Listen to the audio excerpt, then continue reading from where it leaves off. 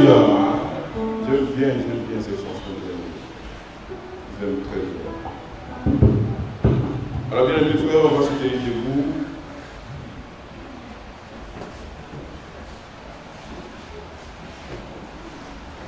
Et je vais faire la lecture de la parole dans Exode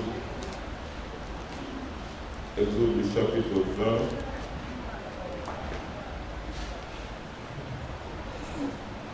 Exode chapitre 20, le verset 12.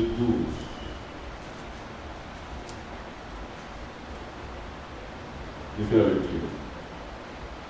Honore ton père et ta mère, afin que tes jours se prolongent dans le pays que l'Éternel ton Dieu te donne.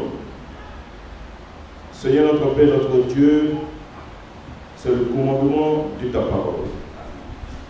Nous venons à toi afin que chacun de nous puisse l'honorer, car tu nous as appelés, Père, à t'honorer. Car ta parole l'a dit, le Fils honore toujours le Père. Qu'il en soit ainsi donc dans la vie de chacun de tes enfants ici, au nom de Jésus-Christ. Amen. Honore ton père et ta mère afin que tes jours se prolongent dans le pays que l'Éternel ton Dieu te donne. Bien-aimé, c'est ce que le Seigneur nous commande. Alors, nos habitudes nous amènent parfois à nous rébeller vis-à-vis de nos parents. Chacun de nous a eu certainement des attitudes vis-à-vis de son père ou alors vis-à-vis de sa mère. Ça fait partie de la vie. Mais cependant, ce que nous devons savoir, c'est que lorsque tu honores ton père et ta mère, tu t'attires également des bénédictions. Au niveau spirituel, nous avons plusieurs points de vue là-dessus. Donc chacun de nous sait qu'il doit absolument honorer son Dieu. C'est lui qui est notre Père, c'est lui qui nous a créés à son image.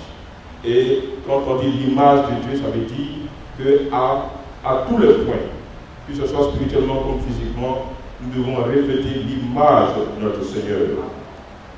Vous ne verrez jamais notre Seigneur injurer qui que ce soit, ou alors se bagarrer avec qui que ce soit. Il a toujours été un homme de paix. Un homme de paix, voilà pourquoi chacun de nous aussi est amené à vivre en paix avec son prochain. Ne vous lancez pas dans des discussions ou alors des palabres, que ce soit spirituelles ou alors politiques. Restez tout simplement tranquille et puis regardez uniquement à votre Seigneur et à votre Dieu. Alors, le petit message que nous allons voir ce soir, je l'ai intitulé « La responsabilité du croyant vis-à-vis de ses parents ». On va voir donc ce que le parent doit et ce que l'enfant aussi doit. La responsabilité des parents. On a tendance à banaliser ces choses, mais bien aimé, ça fait partie de la parole de Dieu. Il faut que chacun de nous puisse, n'est-ce pas, honorer cette parole. Alors, dans l'éducation que nous avons reçue chacun à la maison, peut-être que beaucoup sont issus des parents, certainement des parents païens, ou alors d'autres croyances, ce qu'on appelle le paganisme d'ailleurs. Nous avons reçu une éducation de nos parents. Et nous sommes venus au Seigneur. Et le Seigneur, en ce moment, nous a dit que tu es issu de deux personnes, d'un père et d'une mère. Ils ne t'ont pas donné la vie, mais ils t'ont mis au monde. C'est le langage que vous remarquerez, les hommes et les femmes soutiennent. La femme donne la vie. Quand c'est la fête des mères, on ne peut plus respirer. La femme donne la vie. Sur tous les micros à la télévision, la femme donne la vie. Et nous sommes tous ici et on sait ce qu'il en est. Est-ce que vous êtes sûrs que vous, nos bien-aimés sœurs qui sont ici, donnez la vie à quelque chose bien-être? De vous à moi, dites-moi, est-ce que vous êtes capable de donner la vie à quelqu'un? Vous portez une vie. Le Seigneur met en vous une vie. Et vous faites sortir tout simplement cette vie-là. C'est tout. Et nous vous louons également pour ce projet. Ce n'est pas facile. Vous criez un peu, puis après, bon, maintenant c'est la joie. C'est juste un peu. Entre nous les hommes aussi, souvent vous voyez dans les films, on fait la ronde hommage, on se demande qu'est-ce qui va bien se passer. Est-ce qu'on va la césariser? Est-ce qu'il y aura une déchirure quelque part? Donc on est vraiment stressé. Ce n'est pas vous aussi qui souffrez. Vous, c'est de façon, vous savez, c'est la douleur physique. Mais la douleur est dans la tête. Je vous assure que c'est encore grave. Là, ça peut rendre fou. Vous là, vous criez au secours. Ou alors vous criez waouh. Vous savez, toutes sortes de cris vous émettez. Il y en a même qui commencent à insulter les maris comme si on les avait envoyés d'être enceintes. Ce n'est pas ça le cas, bien aimé. Il y a un travail qui se passe au niveau de l'homme. Quand Dieu a dit que l'homme est chef, ce n'est pas en vain. Il a un gros fardeau qu'il supporte. Alors vous ne savez pas. Alors lui, il a tout un tas d'inquiétudes. Alors lorsque l'enfant vient au monde, cette vie-là que le Seigneur a mis en vous et que vous faites sortir, les parents sont donc tenus de pouvoir élever l'enfant selon sa parole. Amen. Vous savez, quelque part dans les Écritures, il est dit qu'en Israël, au 8e jour, il faut faire la circoncision des enfants. Et il a été démontré scientifiquement que, effectivement, à partir du 8e jour de bébé, il y a ces hormones ou alors son organisme qui commence à fabriquer le système de coagulation. Donc vous savez que vous écorchez le doigt ou alors une partie du corps, quand votre sang a du mal à se coaguler, il y a du flux, ça sort beaucoup. Alors là, on est obligé de mettre des produits artificiels pour, n'est-ce pas, arrêter l'hémorragie. Alors, naturellement, il a été prouvé par les scientifiques qu'à partir du 8e jour, le système de coagulation de l'enfant se met en place. Donc, quand on va prendre le prépuce de son kiki, quand on va le couper, en ce moment-là, vous voyez, ce système de coagulation-là qui est déjà mis en place va agir et ça fait que l'enfant va moins saigner. Vous voyez comment le Seigneur fait les choses en son temps. Quand il a déjà parlé du 8e jour, il y en a qui veulent se prendre, non, mon enfant, il ne doit pas avoir. Dès que l'enfant naît en 8 heures, c'est tout. Les enfants qui se promènent sont ceux qui sont près de nous. Moi encore, j'ai souvenance de cette histoire-là. C'est tout frais encore dans ma tête. Bien vrai que j'étais encore petit, mais cette image-là, je l'ai encore. Ça aussi, c'est notre douleur. La douleur des hommes, c'est ça. Et la douleur des femmes aussi, c'est autre chose. Mais pour l'homme, Dieu merci, c'est une seule fois. Pour la femme, c'est lorsqu'elle a envie, lorsque le père et la mère ont envie, c'est seulement que ce genre de choses arrivent. Mais la chose la plus importante, bien aimé, c'est la vie que le Seigneur vous a confiée. Vous êtes responsable de cette vie-là. Depuis le bas âge de l'enfant jusqu'à ce qu'il prenne son engagement et que lui maintenant il devient responsable de sa vie vis-à-vis du Seigneur. On ne se lève pas comme ça pour prendre le baptême. On ne se lève pas comme ça pour rentrer dans les eaux du baptême. Il faut que tu aies la conscience de ce que cette vie-là signifie. Tu es tenu donc de te conformer strictement à toute la parole de Dieu. Donc quand nos enfants ont un certain âge, on pense qu'ils sont aptes donc à pouvoir s'engager selon leur niveau de conscience, c'est en ce moment-là que vous les responsabilisez. Et devant Dieu, ils sont responsables. Alors si vous faites le mauvais choix, c'est-à-dire si vous anticipez les choses, alors que ce n'est pas encore le moment, et que vous anticipez les choses, que l'enfant prend son engagement par forcing des parents, bien évidemment, c'est des choses qu'on ne doit pas faire. On éduque nos enfants à prendre conscience de ce qu'est la vie spirituelle, et puis eux-mêmes, d'eux-mêmes surtout, quand ils verront qu'il est temps pour eux de venir prendre l'engagement, forcément que vous voulez, ils peuvent venir vers vous. Papa, moi je veux prendre l'engagement. Mais vous êtes mieux placé pour apprécier. Est-ce qu'il est prêt ou pas? Vous discutez entre vos parents, et si possible même, voire même le responsable de l'église, pour que lui aussi puisse avoir son avis là-dessus. Et c'est ensemble qu'une bonne décision sorte. Si l'enfant doit attendre un peu, on doit qu'il est mieux qu'il attende un peu. Ou alors s'il est temps pour lui de rentrer dans les eaux du baptême, alors il rentrera également dans les yeux du baptême. Voici aussi une responsabilité des parents et d'autres, les parents et les enfants. Aussi, les enfants seront donc, quand ils vont commencer à grandir, ce n'est pas acheter du riz ou alors de la bouillie pour mettre seulement dans la bouche, où les ventres sera bien ballonné, et puis là on dit bon, la fin est assassinée. Il dort, et puis là, vers ton temps, l'enfant commence à grossir, il grandit, et puis vers ton temps. Ce n'est pas ça. L'enfant ne se lève pas comme des moutons. Et donc tu l'amènes dans une pâturage, il fait de côté, c'est fini, tu le mets dans l'enclos, il fait le dos, et puis le cycle continue. Quant à l'enfant, ayant une conscience, il y a d'abord la vie spirituelle où chaque parent est amené à veiller, et également il y a sa vie scolaire et sa vie dans la société. Il y a tout un tas de paramètres que chacun de nous doit avoir. Voilà pourquoi il est toujours bon. Bien aimé, je fais un conseil. Dès que, ou alors si vous n'avez pas encore l'enfant, commencez à prier. Et que lorsque l'enfant viendra, qu'il puisse grandir dans la crainte de l'Éternel.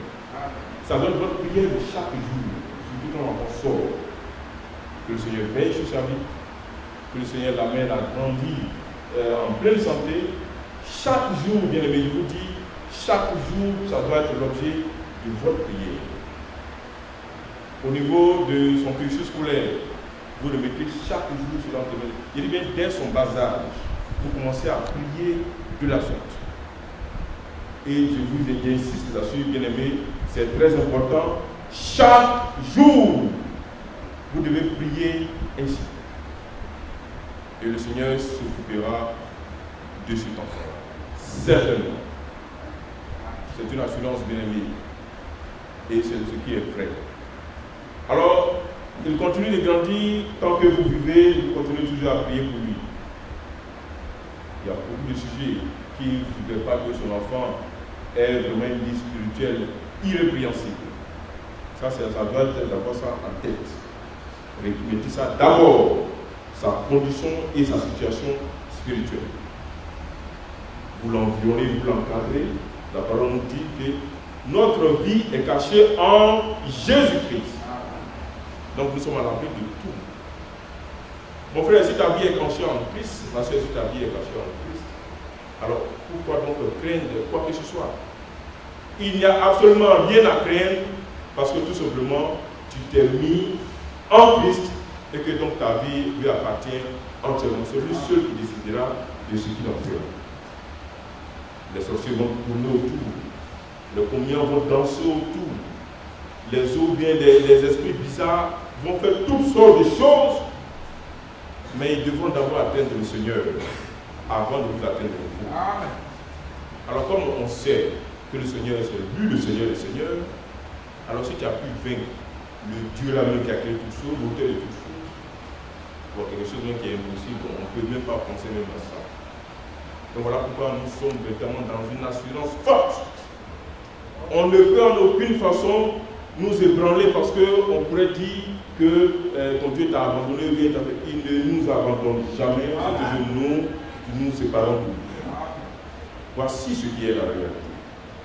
C'est nos comportements et nos vies qui nous éloignent du Seigneur. Sinon, lui, en aucune façon. Regardez un peu comment le Seigneur prend soin de nous. Nous qui sommes ses enfants. Et regardez comment nous, à notre tour, nous prenons nos enfants. La responsabilité du Seigneur vis-à-vis de nous est le Père n'abandonne jamais ses enfants, voilà pourquoi le Seigneur ne nous abandonnera jamais. De la même façon que vous ceux qui réunissent leurs enfants. Parce que leur enfant aura fait peut-être quelque chose, tu réunis. Tu n'auras plus rien de moi. Mon héritage, mon testament, ton nom ne figurera pas. La terre vont manger ton héritage. Alors que le Seigneur te dit que si ta vie n'est pas conforme à ce que lui te dit, à ce moment-là, dans le livre de vie, ton nom qui figurait en conscience, ça risque de disparaître. Si ton nom est inscrit, il va falloir qu'il demeure toujours. Et ça s'entretient. Ça s'entretient. Quand vous avez une bonne note, vous devez continuer ou alors améliorer cette note-là. pour que la note soit toujours, et puis qu'au temps convenable, au moment venu, le Seigneur vous dit que mon fils, tu as été constant dans ta marche. Donc tu es vraiment digne d'être appelé fils de Dieu. Amen. Un fils honore toujours son père. Amen. Et un père ne va jamais abandonner son enfant, quel qu'il soit. Amen. Il sera toujours là pour lui. Il n'a pas demandé à venir. Le Seigneur nous a attirés, pas nous sommes venus, il nous a attirés à lui. Parce que nous, les patrons, on était errants et il nous a récupérés. Voilà qu'il vient chez nous. C'est pourquoi faites toujours la comparaison. La manière dont le Seigneur s'occupe de nous, c'est comme ça que nous aussi, nous devons nous occuper de nos enfants. La manière dont nous traitons nos enfants, faites attention, le Seigneur dit de nous traiter pareillement. Notre Père qui es aux cieux, que ton nom soit sanctifié. Pardonne nos offenses comme nous aussi nous pardonnons à ceux qui nous ont offensés. Les mots qui sortent de ta bouche. Tu demandes au Seigneur de te pardonner comme toi-même tu pardonnes aussi aux autres. Il fera exactement comme ça. Donc toi-même tu connais ton cœur, tu sais la manière dont tu pardonnes ton frère. Quand il t'a fait quelque chose, tu sais comment si ça s'efface totalement, ou alors c'est en partie. Alors si c'est comme si c'est en partie, le Seigneur aussi se prend comme c'est en partie. Bien-aimés, faites attention à tout ce que vous faites. Faisons attention à tout ce que nous faisons. Les enfants qui sont là, nous sommes responsables d'eux. Nos femmes également qui sont là, nous les hommes, nous sommes responsables d'elles. Alors, si une femme ne connaît pas ses responsabilités, ça attend l'homme de lui faire savoir qu'elle sache, qu'elle apprenne et qu'elle accomplisse, n'est-ce pas, son devoir. Alors, si toi, à ton tour aussi, tu ne sais pas, il va falloir que tu t'arrives au Seigneur pour que lui te dise ce que tu dois faire. Parce qu'on n'est pas capable de tout. On ne fait pas enfant comme ça pour dire que c'est quelqu'un d'autre qui va s'en charger. Ça, c'est l'irresponsabilité. On a tous fonctionné comme ça. Aujourd'hui, peut-être on a le bol et puis pouf, il y a un qui sort, on dit bon, voilà, c'est un accident. C'est pas dehors, il ne faut pas comparer la vie de l'homme à des véhicules. Ça ne s'appelle pas un accident. Alors, l'enfant est venu, prendre tes responsabilités, c'est ça l'homme. Il est là pour assumer. Alors, un parent qui voit cette situation, il dit écoute, comme les gens le disent, l'eau qui est versée par terre, on ne peut plus ramasser. Alors, tu vas faire ce que tu as fait pour que l'enfant se relève. On appelle ça une mise en genou. Alors, quand il a fléchi, il a mis son pied à terre, c'est à toi maintenant de tendre toujours la pêche pour qu'il la saisisse, qu'il se relève. Je vous dis, celui qui chute et qui tombe sur un ressort, l'élan qu'il va prendre, la hauteur qu'il va prendre, sera plus que sa position initiale. Voilà pourquoi il ne faut jamais se monter de celui-là même, c'est dans le grâce à le monde difficile. Parce que toi-même, tu ne connais pas ton domaine. Alors, nous allons prendre 2 Corinthiens, le chapitre 12. Notre frère Hugo va faire la lecture. 2 Corinthiens, chapitre 12, le verset 14. 2 Corinthiens, chapitre 12, verset 14. Voici, pour la 3e fois, je suis prêt à aller chez vous, et je ne serai point à votre charge, car ce ne sont pas vos biens que je cherche, c'est vous-même. Ce n'est pas en effet aux enfants à amasser pour leurs parents, mais aux parents pour leurs enfants. Amen. Alors, l'apôtre Paul, c'est sa vision, c'est sa façon à lui de voir les choses. Il n'a pas voulu être à la charge de qui ce soit. Cependant, l'homme de Dieu vivra de son travail. C'est ce qu'il dit. Mais lui, c'est sa décision. Alors il dit, ce n'est pas en effet aux enfants à amasser pour leurs parents, mais aux parents pour leurs enfants. Vous voyez bien ce qui se passe dans les rues. Les parents sont assis à l'ombre à un carrefour et puis ils envoient les enfants au feu tricolore avec une assiette pour faire pour mentir. Ils déposent l'assiette. J'étais allé le lundi férié à Zimbabwe. Zimbabwe, ça veut dire quoi? C'est un quartier où il y a beaucoup de pêcheurs ghanéens. Et puis, là-bas, il y a un monsieur, pendant que les gens étaient en train de débarquer les poissons, alors là, j'ai pris des poissons, ils étaient vraiment émerveillés. Des morceaux que mon bien-aimé frère Joël aime beaucoup. Mais je n'ai pas eu cette opportunité-là d'en avoir aussi. Mais j'ai non seulement regardé, et puis bon, j'ai seulement bavé. Mais ce monsieur-là est venu, et puis il avait son assiette, toujours, ils ont toujours quelque chose d'une assiette. Alors, il voyait les femmes en train de contrôler l'argent, des vendeuses et des acheteurs. Et puis, il s'approchait d'un Ghanéen pour faire le monde, enfin, pour demander de l'argent. Le Ghanéen l'a regardé et dit, toi, tu as deux bras, tu as deux pieds, et puis tu prends l'assiette pour demander l'argent. Tu vas travailler. Dans mon village au Ghana, il y a un monsieur, il n'a pas de main. Ses mains sont coupées. Ses deux pieds sont coupés. Il prend une machette, il met ça comme ça, et puis il écrit supérieur.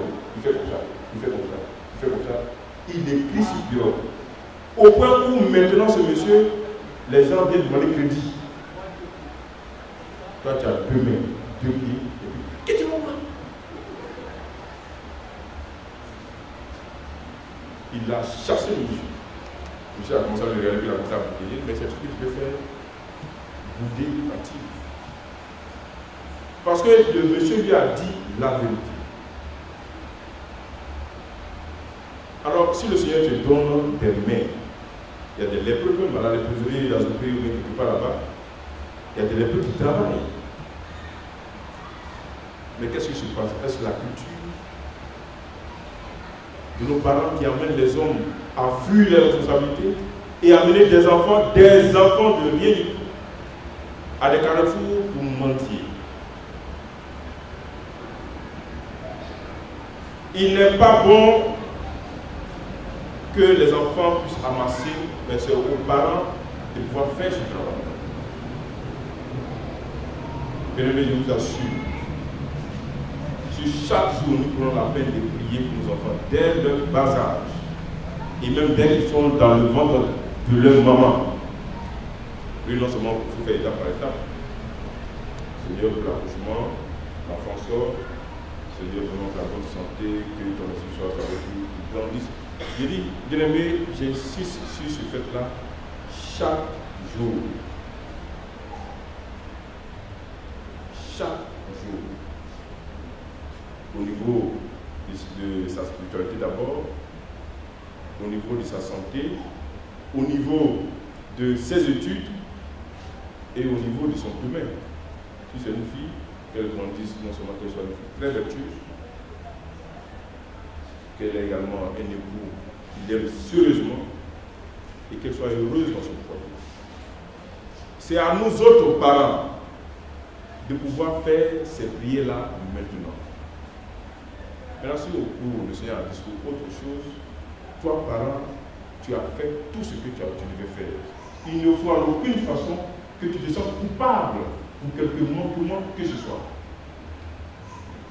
Alors, si nous arrivons à réussir ce cap-là, bien aimé, je vous assure que lorsque le Seigneur va nous rappeler à lui, on s'en ira tranquille.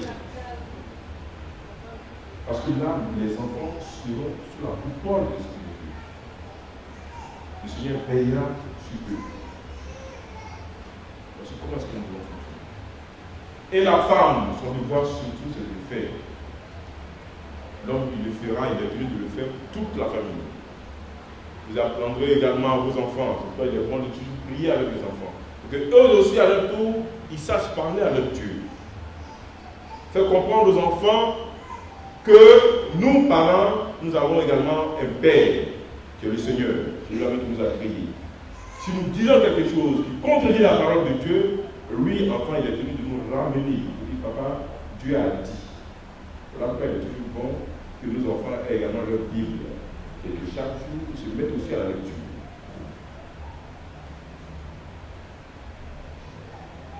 Bien-aimé, c'est la responsabilité de chaque parent.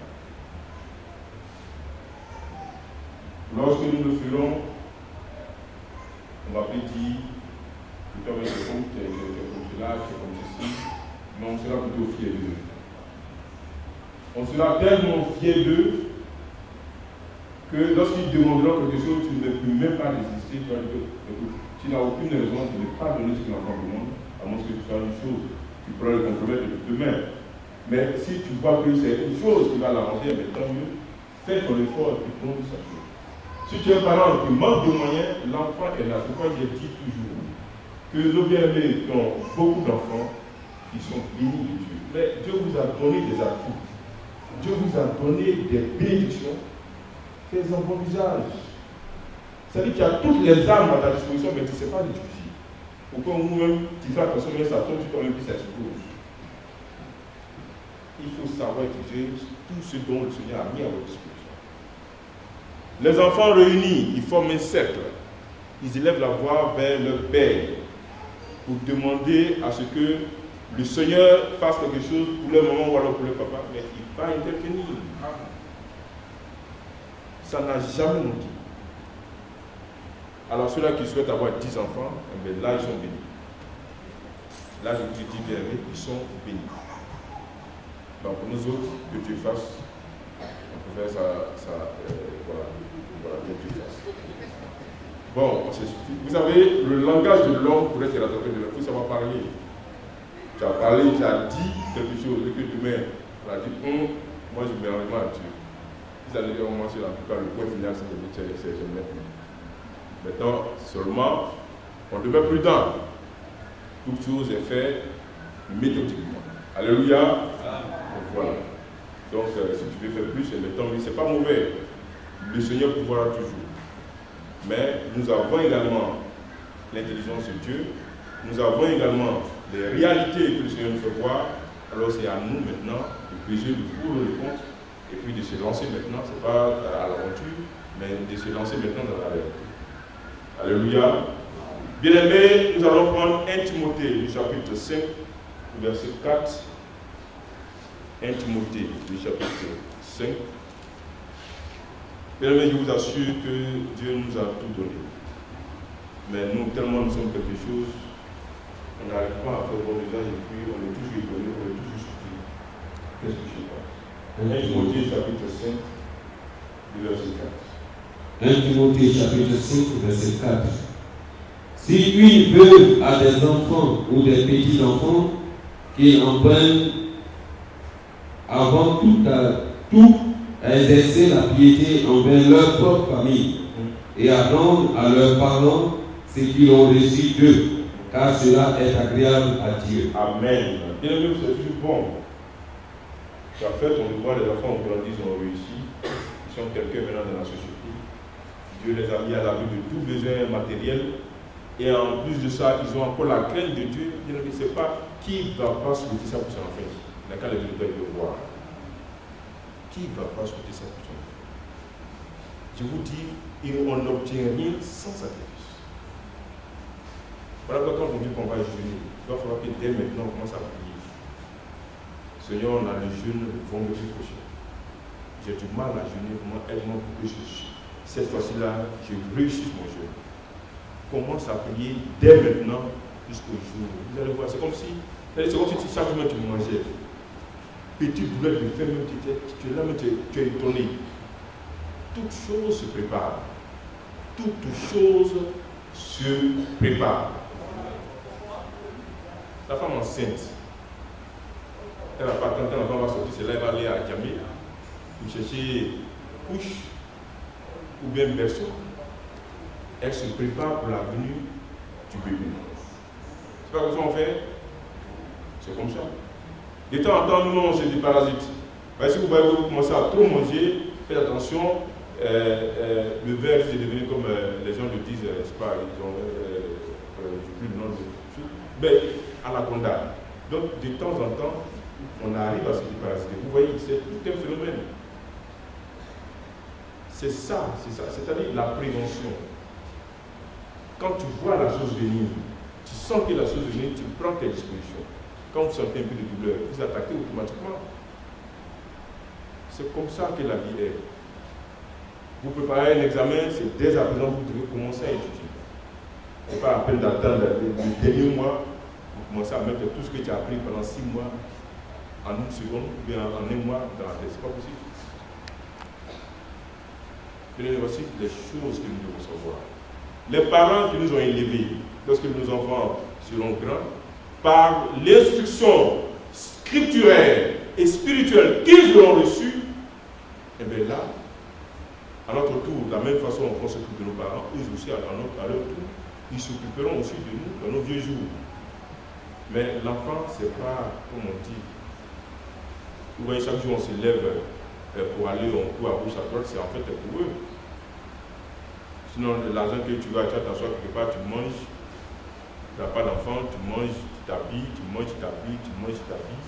Bon, si tu meurs, si tes parents sont là, ils vont se bouger toi ici. Bon, si tu meurs, s'il n'y a pas quelqu'un pour t'enterrer, tu couriras là, on t'amènera quelque part, tu vas conserver ton corps, on va donner ton corps aux étudiants en médecine. Ils vont c'est ce qu'on appelle les maccabies. Ils vont prendre tout ton corps, faire des expériences, dire, ah, voici ses dents, voici ses orteils. Ils vont jouer avec toutes les parties de ton corps. Pendant que tu seras, ton esprit et ton âme seraient quelque part. Ils vont jouer avec ton corps.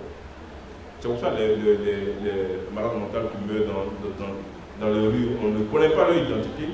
Tout ça, c'est les médecins, on les appelle des maccabies. C'est la médecine qui s'en charge. Parce qu'on a besoin du corps pour faire beaucoup d'expériences. Comment on va faire pour tirer, on ouvre le ventre, on dit bon, ça c'est le pancréas, ça c'est le poumon, ça c'est le foie, et on joue avec l'organe des gens. Voilà comment est-ce que les choses se passent.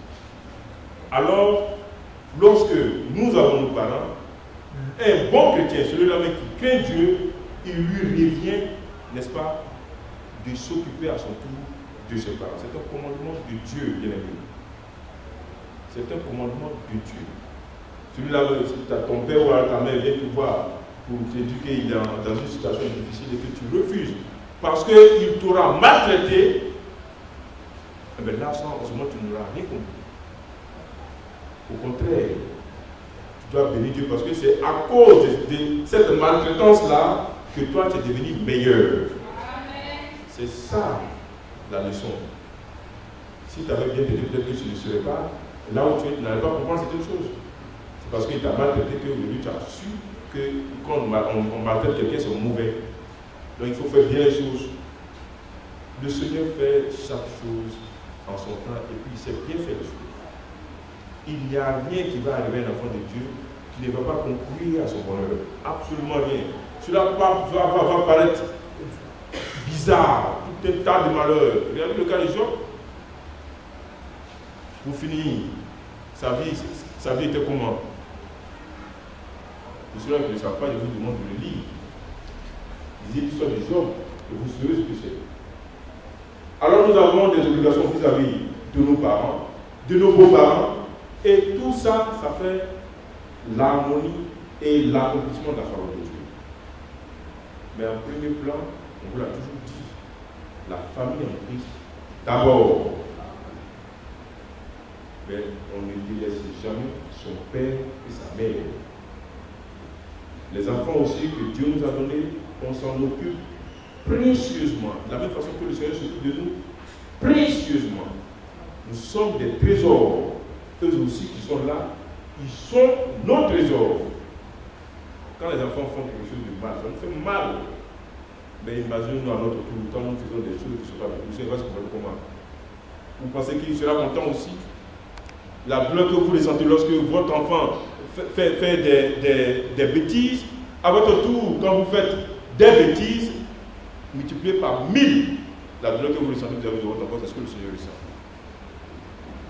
On déshonore notre Père. Alors qu'un fils doit toujours honorer son Père. Bien aimé, nous allons poursuivre dans Matthieu, le chapitre 15.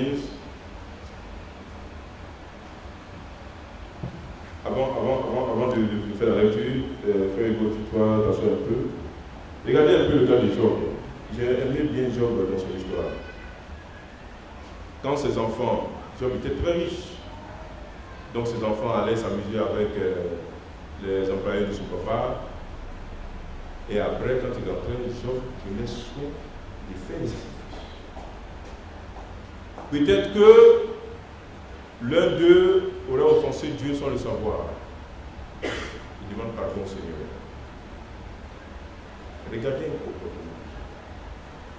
Voilà pourquoi chaque jour, nous, à notre tour, notre souci quotidien, mais c'est pour eux. Ma soeur Aya qui est là, son adjoba est 20, c'est toujours en souci de sa famille. Kobi chaque matin, qui va voir les casques bleus, lui aussi c'est en souci pour sa famille. Parce que quand il se lève, il dit, ah, qu'il y a même ceux qui doivent partir à l'école, il y a, excusez-moi si j'ai oublié le nom des enfants, non, c'est Chifra qui est, merci, bon, enfin tous les autres, il y a Anne, voilà. Donc, tout ce petit monde-là que le Seigneur a donné à mon bien-aimé frère Atta, ça fait une richesse. Maintenant, comment utiliser la richesse que Dieu nous donne? C'est ce que Dieu nous enseigne, bien-aimé, ce matin. Apprenons à nos enfants à prier, et vous leur direz de prier pour les papas et pour les mamans, à prier pour eux-mêmes et à prier aussi pour les frères et pour les sœurs. Et cela doit se faire chaque jour.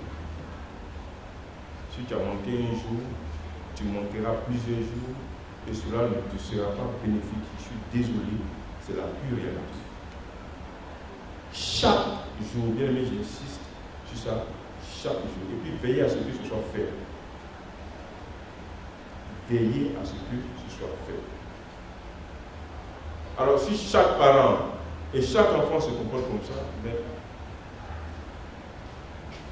vous ne pouvez pas savoir quel degré de spiritualité le Seigneur mettra dans la vie de chacun de nous. Mon frère Aniro, qui est ici présent, Dieu l'a béni, il a des hommes. Son nom Aniro ne disparaîtra pas. Ça va rester encore pendant un bon longtemps. Aniro est là, il a des hommes. Des hommes. Voici la richesse que le Seigneur donne. Alors, si nous ne savons pas nous y prendre pour exploiter ce que Dieu nous donne, bon, ça sera dommage. Alors, il ne faudrait pas que chacun puisse dire le Seigneur ne s'occupe pas de moi. C'est toi-même qui ne t'occupes pas de toi. Parce que Dieu t'a tout donné. Il t'a tout donné. Quelle que soit la position dans laquelle tu es, il t'a tout donné. C'est pour ça que bien aimé de l'autre côté pouvait dire que le Seigneur, il sait que tu m'as rendu riche, tu as mis ma richesse là quelque part. C'est à moi de chercher. C'est comme le Seigneur ici, il a donné l'emploi à tout le monde, ou alors un moyen d'être à l'abri des besoins à tout le monde. Où il a mis, si tu dors, tu n'auras rien. Et puis tu seras toujours là en train de tendre la main. Dieu n'a pas dit que ses enfants seront là pour tendre la main, donc elles sont que tu vont prêter. Tu viens toujours dire, tiens, c'est bien ça, tiens, comme le Ghanéen Moncho, avec il n'a même plus de membres, qui prend maintenant son coude pour graver des lettres sur des pirogues. Et c'est lui maintenant qui prête aux gens. En temps, il y a des gens qui ont les bras valides, des doigts en acier, et qui sont là, qui se contentent à faire par la ils prennent ça, se couler là-dessus, ou alors pour faire autre chose. Dieu ne nous a pas appelés à ce genre d'activité. Bien-aimés, est-ce que nous sommes prêts à relever le défi, à nous réveiller? Dieu nous a tout donné. Il nous revient maintenant de faire notre part et on verra ce que le Seigneur fera pour nous. Il faudrait qu'à notre niveau, on se dise que j'ai tout fait, que je suis. C'est-à-dire, il ne faudrait pas que ta conscience te culpabilise. Non, je lui ai fait ça, je lui ai fait ceci. Il faut tout faire. Est-ce que nous avons saisi ce que le Seigneur nous a dit ce soir? Voilà, c'est un tout petit message, mais pour surtout notre équilibre familial. On sera élevé à la maison. Quand on verra nos enfants, on sera très fiers d'eux. Tu seras maintenant dans ton salon pour lever tes petits pieds. Tu diras, ah, c'est bien. Il va falloir que je veille aussi pour que les autres aussi plaisent. C'est un combat quotidien. Il faut travailler à cela à tout moment. Et puis Dieu se souviendra de toi. Que le nom de notre Seigneur de gloire soit béni et que sa grâce soit toujours avec vous. N'oubliez pas, bien aimé, prier pour le jeûne du vendredi. Commencez à prier dès maintenant. Seigneur, donne-moi la force. C'est pourquoi donne-moi la force pour que je puisse arriver vraiment à bout de ce jeûne. Que ma vie soit véritablement une vie selon ta parole. Que tu me dépouilles de tout ce qui ne t'honore pas et que véritablement je sois saint comme toi. Car personne ne verra Dieu sans la sanctification. Que le Seigneur soit béni. Dieu reste la grâce au bien de frères.